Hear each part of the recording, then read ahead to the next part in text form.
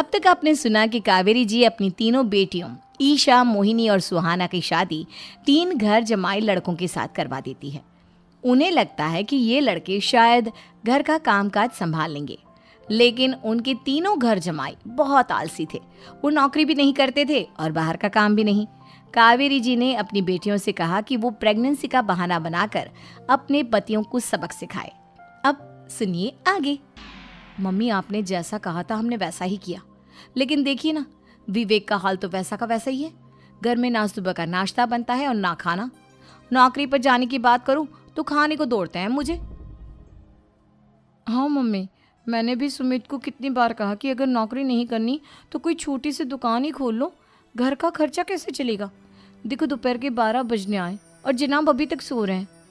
हाँ मम्मी, ईशा और सुहाना ठीक कहती हैं। अविनाश का भी यही हाल है। जब मैंने अपनी प्रेगनेंसी के बारे में कहा तो मुझसे कहने लगा, अरे दूसरी लड़कियां तो 9-9 महीने तक नौकरी करती है, बस डिलीवरी के टाइम छुट्टी लेती है। मोहिनी, तुम भी नौकरी करो। अब मुझे कहाँ नौकरी मिलेगी? मम्मी बताओ अब मैं क्या करूँ?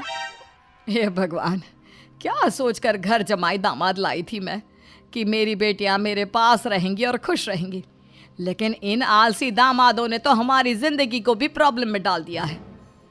मैं तो कहती हूँ मम्मी, हम लोग वापस अपनी जॉब पर जाना शुरू कर देते हैं। बता देते हैं इन लोगों को कि हमने प्रेगनेंसी का बहाना किया है।